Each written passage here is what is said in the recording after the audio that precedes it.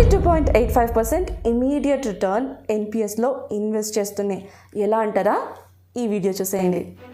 Hello everyone, నా పేరు సుమ. నేను ఒక chartered accountant and financial analyst by profession. So మిమ్మల్ని ఎక్కువ సస్పెన్స్లో ఉంచకుండా 42.85% ఇమీడియట్ రిటర్న్ ఎలా వస్తుందో చూసేద్దాం. సపోజ్ 10,000 per month మీరు ఎక్కడైనా ఇన్వెస్ట్ చేద్దాం అనుకున్నారు. ఎన్పిఎస్లో ఇన్వెస్ట్ చేయాలనుకుంటే మీరు 10,000 సంపాదిస్తే సరిపోతుంది. కానీ other financial instruments like mutual ఫండ్స్లో మీరు ఇన్వెస్ట్ చేయాలనుకుంటే మీరు సంపాదించాల్సిన అమౌంట్ 14,285 రూపీస్. అంటే మామూలుగా కంటే 4,285 రూపీస్, విచ్ ఇస్ 42.85% ఎక్స్ట్రా సంపాదించాల్సి ఉంటుంది. ఎందుకంటే 30% మీకు ట్యాక్స్ కింద పోతుంది. ఇది ఇంకొక విధంగా ఆలోచిద్దాం. సపోజ్ 10,000 నా సంపాదన, నేను ఎన్పిఎస్లో ఇన్వెస్ట్ చేయాలనుకుంటే నా 10,000 మొత్తం కూడా ఎన్పిఎస్లో కాంట్రిబ్యూట్ అయిపోయి ఉంటుంది.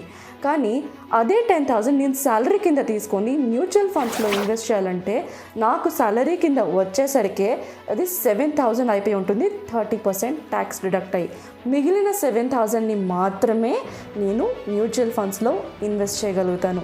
ఇది చాలా సింపుల్ పాయింట్, కానీ అందరూ ఆలోచించని పాయింట్ కూడా. ఎన్పిఎస్ అనేది ఒక డిఫైన్డ్ కాంట్రిబ్యూషన్ ప్లాన్. అంటే మీరే నెల నెల లేదా సంవత్సరానికి ఇంత అని కొంత అమౌంట్ని ఎన్పిఎస్లో కాంట్రిబ్యూట్ చేయాల్సి ఉంటుంది. ఇది మీ రిటైర్మెంట్కి మీ రిటైర్మెంట్ ఫండ్ లాగా వస్తుంది. దీనిని డిసిప్లైన్డ్ ఇన్వెస్ట్మెంట్ అని కూడా అంటారు. ఎన్పిఎస్ అనేది మ్యూచువల్ ఫండ్స్ లాగానే వర్క్ చేస్తుంది. మీరు గుర్తుపెట్టుకోవాల్సిన ఒక విషయం ఏంటంటే ఎన్పిఎస్ యొక్క 10 years సిగార్ 13.67%.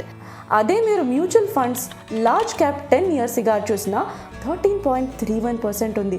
అంటే it is a very very competitive investment like mutual funds. NPS గురించి మరింత తెలుసుకునే ముందు చాలా వీడియోస్లో నేను ఎన్పిఎస్ గురించి 2 disadvantages చాలామంది మాట్లాడడం చూశాను. ఆ 2 disadvantagesతో మనం ఫస్ట్ స్టార్ట్ చేసేద్దాం.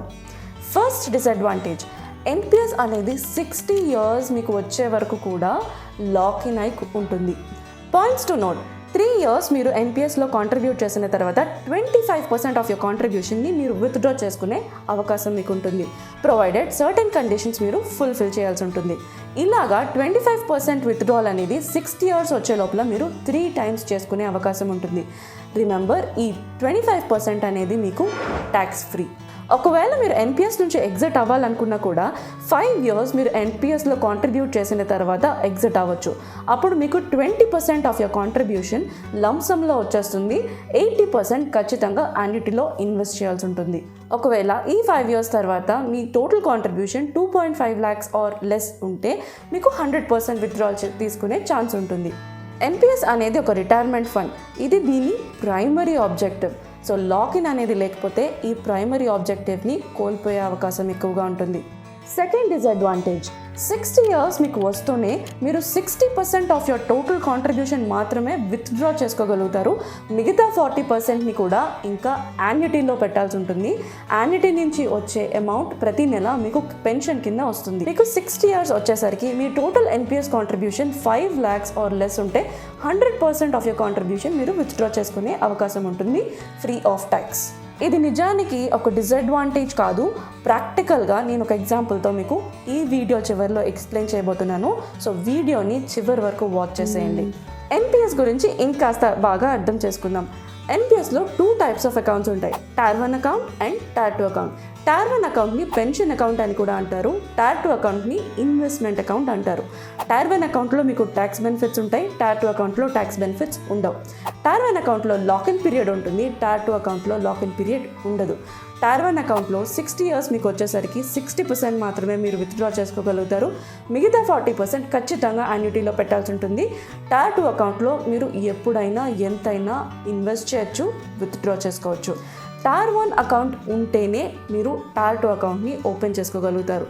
Tier 2 అకౌంట్ అనే దాన్ని మీరు మ్యూచువల్ ఫండ్స్తో కంపేర్ చేస్తే మోస్ట్ ప్రాబబ్లీ మీకు మ్యూచువల్ ఫండ్సే బెటర్ రిటర్న్స్ ఇవ్వచ్చు. ఇప్పుడు Tier 1 అకౌంట్లో ఉన్న ట్యాక్స్ బెనిఫిట్స్ గురించి మాట్లాడుకుందాం. ఓల్డ్ ట్యాక్స్ రెజిమ్లో మీరు అంటే ఎంప్లాయీ డైరెక్ట్గా ఎన్పిఎస్లో కాంట్రిబ్యూట్ చేస్తే 80CCD1 ప్రకారంగా 10% of your basic plus D A or 1.5 lakhs whichever is lower deduction కింద తీసుకోవడానికి అవకాశం ఉంటుంది. కానీ ఇక్కడ ఒకటి గుర్తుపెట్టుకోండి, 80C ప్లస్ 80CCD1 కలిపి మీరు 1.5 lakhs మాత్రమే తీసుకోగలుగుతారు. 80Cలో ఆల్రెడీ మీరు 1.5 lakhs రిడక్షన్ తీసుకుని ఉంటే 80CCD1లో ఇంకా మీకు తీసుకోవడానికి కుదరదు. 80CCD1B ఎన్పిఎస్ రిడక్షన్ గురించి ఎక్స్క్లూజివ్లీ పెట్టిన ఒక సెక్షన్. ఇందులో మీరు డైరెక్ట్గా 50,000 రిడక్షన్ తీసుకోవచ్చు. న్యూ ట్యాక్స్ రిజిమ్లో ఎంప్లాయీ కాంట్రిబ్యూషన్ నుంచి ఎలాంటి డిడక్షన్స్ అనేవి లేవు. మీ తరపున మీ ఎంప్లాయర్ కనుక ఎన్పిఎస్కి కాంట్రిబ్యూట్ చేస్తూ ఉంటే 80CCD2 ప్రకారంగా ఓల్డ్ ట్యాక్స్ రిజిమ్లో 10% of your basic plus DA మీరు డిడక్షన్ కింద తీసుకోవచ్చు.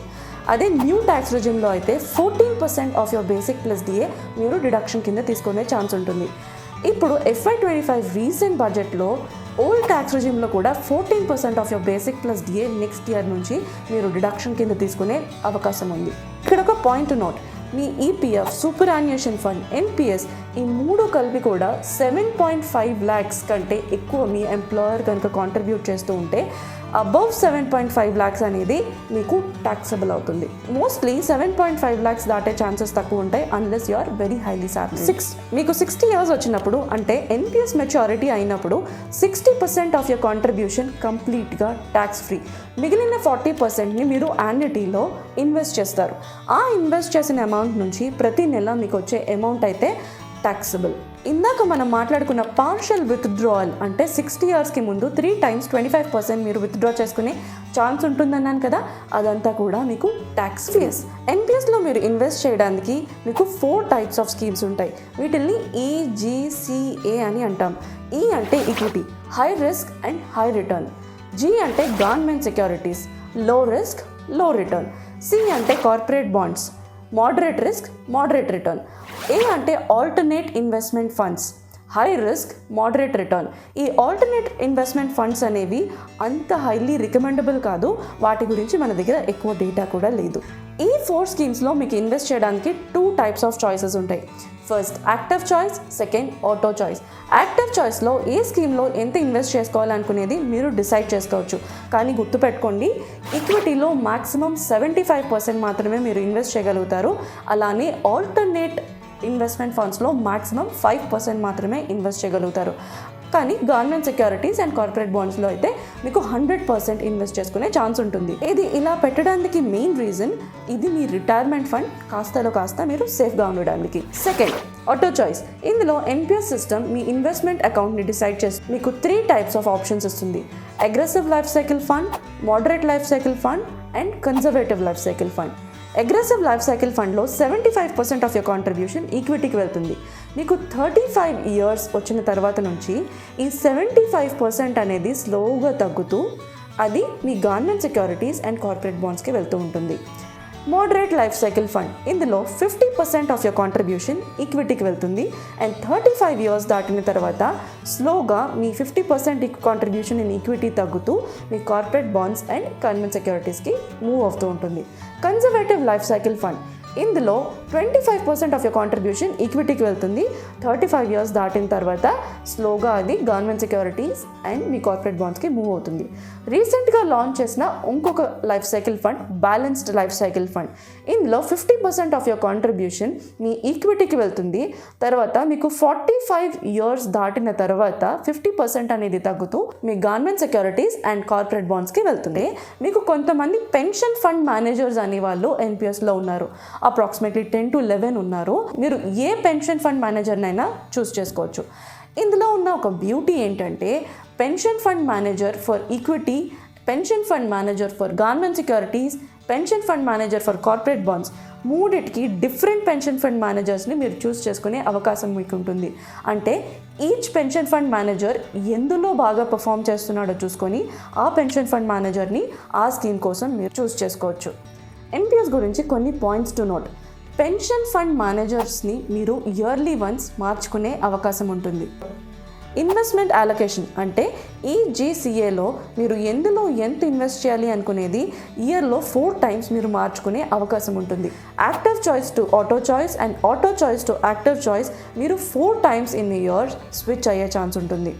ఎన్పిఎస్లో ఒక మంచి అడ్వాంటేజ్ ఏంటంటే పెన్షన్ ఫండ్ మేనేజర్ని మీరు మార్చినప్పుడల్లా మీకు ఎలాంటి ట్యాక్స్ ఇంపాక్ట్ అనేది రాదు. ఎన్పిఎస్ విత్డ్రావల్ టైంలో మీరు గుర్తుపెట్టుకోవాల్సిన కొన్ని పాయింట్స్ అంటే మీకు 60 ఇయర్స్ వచ్చినప్పుడు మీరు గుర్తుపెట్టుకోవాల్సిన పాయింట్స్. ఎన్పిఎస్ సిస్టమ్ డిఫాల్ట్గా మీరు 75 ఇయర్స్ వరకు కూడా కాంట్రిబ్యూట్ చేస్తారు అనే ఎగ్జామ్షన్లో వెళ్తుంది. ఒకవేళ 60 ఇయర్స్కి మీరు 60% విత్డ్రా చేయాలి అనుకుంటే ఆ ఆప్షన్ని మీరు చూస్ చేసుకోవాల్సి ఉంటుంది. మిగతా 40% యాన్యుటీ పర్చేస్ అనేది మీరు 3 ఇయర్స్ వరకు కూడా పోస్ట్పోన్ చేసుకోవచ్చు.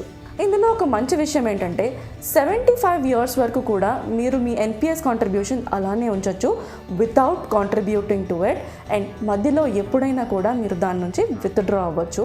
వీడియో బిగినింగ్లో సెకండ్ డిసడ్వాంటేజ్ 60% మాత్రమే విత్డ్రావల్ చేసుకోగలం అనేది ఒక డిసడ్వాంటేజ్ కాదు అని మీకు చెప్పాను కదా. ఈ ఎగ్జాంపుల్తో చూసేద్దాం. ఎన్పిఎస్లో ప్రతి నెల మీరు 10,000 కాంట్రిబ్యూట్ చేద్దాం అనుకుంటే సంవత్సరానికి 1,20,000 మీరు కాంట్రిబ్యూట్ చేస్తున్నట్టు. మ్యూచువల్ ఫండ్స్లో మీరు నెలకి 7,000 మాత్రమే కాంట్రిబ్యూట్ చేయగలరు ఆఫ్టర్ ట్యాక్స్. సో సంవత్సరానికి 84,000 మాత్రమే మీరు కాంట్రిబ్యూట్ చేయగలుగుతారు. అలాగా ప్రతి ఇయర్ మీకు 8% ఇంక్రిమెంట్ వస్తుంది అనుకుందాం. అలానే 8% మీరు ఎన్పిఎస్లో ఇంక్రిమెంటల్గా ఇన్వెస్ట్ చేస్తూ వెళ్తున్నారు అనుకుందాం. 30 ఇయర్స్కి మీ ఎన్పిఎస్ యొక్క బ్యాలెన్స్ 8.66 crores ఉంటుంది. మ్యూచువల్ ఫండ్ బ్యాలెన్స్ 5.8 crores మాత్రమే ఉంటుంది. ఈ ఎన్పిఎస్లో ఉన్న 8.66 crores అనేది నాన్ ట్యాక్సబుల్. కానీ 5.8 crore మీద మళ్ళీ మీకు 72 lakhs వరకు కూడా ట్యాక్స్ పడి మీ చేతిలో 5 crore వరకు మాత్రమే మిగులుతుంది. ఎన్పిఎస్లో మనకి ఉన్న 8.6 crores మీకు ఇన్ హ్యాండ్ వచ్చేది అంటే 60% 5.2 crores, వాళ్ళ మ్యూచువల్ ఫండ్స్లో మీకు మొత్తం 100% కలిపి 60 ఇయర్స్కి మీకు వచ్చేది 5 crores మాత్రమే. అంటే ఎడిషనల్ బెనిఫిట్ ఇన్ ఎన్పిఎస్ మళ్ళీ మీకు యాన్యుటీ వేర్ ఎవ్రీ మంత్ మీకు సర్టెన్ అమౌంట్ పెన్షన్ కింద కూడా వస్తుంది. సో ఈ ఎగ్జాంపుల్తో చూసారా ఎన్పిఎస్ ఎంత బెనిఫిషియలో. 60% విత్డ్రావల్ అనేది అసలు డిసడ్వాంటేజ్ కాదు అని మనమైతే తెలుసుకున్నాం. సుమా, ఇప్పటి వరకు చాలాసార్లు నువ్వు యాన్యుటీ అంటూనే ఉన్నావు. అసలు ఈ యాన్యుటీ అంటే ఏంటి? యాన్యుటీ అనేది కూడా ఒక అగ్రిమెంట్. మీరు ఒక యాన్యుటీ సర్వీస్ ప్రొవైడర్తో ఎంటర్ అవ్వాల్సి ఉంటుంది. ఇక్కడ యాన్యుటీ సర్వీస్ ప్రొవైడర్ మీకు 2 ఆప్షన్స్ ఇస్తాడు. Every month certain percentage has written with purchasing power and every month certain percentage of return without purchasing power. With purchasing power అంటే ఏంటి అంటే ఆఫ్టర్ అవర్ డెత్ మన నామినీకి ఈ 40% అమౌంట్ అనేది వెళ్ళిపోతుంది. వితౌట్ పర్చేసింగ్ పవర్ అంటే మన డెత్ తర్వాత ఈ 40% ఇంకా ఎవరికి వెళ్ళదు. ఈ రెండింటిలో మీకు తేడా ఎక్కడ వస్తుందంటే పర్సెంటేజ్ ఆఫ్ రిటర్న్ మీకు విత్ పర్చేసింగ్ పవర్లో కాస్త తక్కువగా ఉంటుంది compared to without purchasing power. NPS అనేది మీ రిటైర్మెంట్ ఫండ్ కోసం. దీనిని మీరు వేరే ఇన్వెస్ట్మెంట్స్తో కంపేర్ చేయాల్సిన అవసరం లేదు, ఎందుకంటే మీ మొత్తం అమౌంట్ ఎన్పిఎస్లో అయితే మీరు పెట్టకూడదు. Do not keep all your eggs in one basket, but NPS is one of the safest investment ఎందుకంటే this is also backed by government. ఈ వీడియో ఎన్పిఎస్ గురించి మీకు చాలా మంచి ఇన్ఫర్మేషన్ ఇచ్చిందని అయితే నేను నమ్ముతున్నాను. ఇలాంటి వీడియోస్ చేయడానికి నేను చాలా రీసెర్చ్ అండ్ ఎఫర్ట్స్ అయితే పెడుతూ ఉంటామండి. మీ ప్రతి సబ్స్క్రిప్షన్ అనేది మాకు చాలా ఇంపార్టెంట్. మా ఈ వీడియో కనుక మీకు నచ్చినట్టయితే లైక్ చేయండి, షేర్ చేయండి, సబ్స్క్రైబ్ చేయండి. All the best, take care.